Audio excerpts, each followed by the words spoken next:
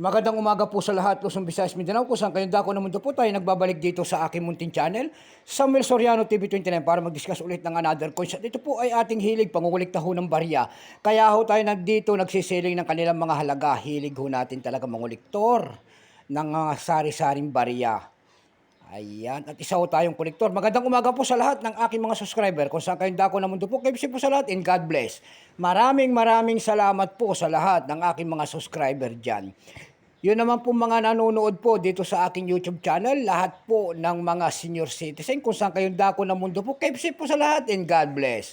Yun naman po nanonood doon sa aking FB page, Samuel Soriano, lahat po ng mga nakapalo sa akin, thank you so much. Ayan. Yun naman po hindi pa po nakapag-subscribe dito sa aking YouTube channel at gusto nyo ang ganito mga topic po about coins. Ayan, anyanyahan ko sana kayo, baka pwedeng humingi ng pabor kung gusto nyo ang ganito mga topic po. Ayan, at malaking tulong na po ang inyong gagawin tulad ng pagpindot ng ating subscribe button, like and share para ma-update po kayo sa mga latest ko pang gagawin mga video po. Ang pag-usapan po natin ngayon ay word coins. Ayan po ang ating pag-usapan, 10 pence po ng United Kingdom. Year 1973. Ayan. Bago tayo magsimula sa ating talakayan, kilalanin mo muna natin siya. Buying ho tayo, mga ganito mga coins. Bultuhan po naman. Huwag naman pong pa isa-isa. Lugi po sa shipping fee. Hindi naman po ito gaanong kamahalan po. Ayan. Magandang umaga po sa lahat. Issue po, United Kingdom. Period, the Royal Mint. Ayan. Type, standard circulation coins, years 1968 hanggang 1981. Value nito, 10 pence. Currency, pound sterling, 1971 up to date po. Composition po nito ay copper nickel. May bigat po itong 11.3 grams. May haba po naman itong 28 mm. May kapal po naman itong 2.25 mm. Hugis po, siyempre bilog. Orientation niya, middle alignment.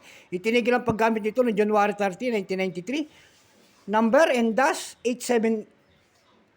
Reference number KM-912. Ito pong year 1973 na ginawa ng United Kingdom, ito po ay 28%. Kung ilang piraso naman ang ginawa dito sa barya na ito, itong hawak natin, ito po ay 152,174,000 piraso po.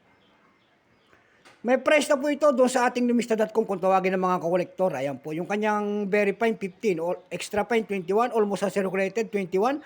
At uncirculated nito ay nagkakahalaga po ng 53 pesos lamang.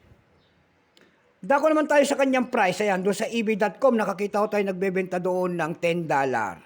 Mayroon din po doon na $6 and then 110 pesos.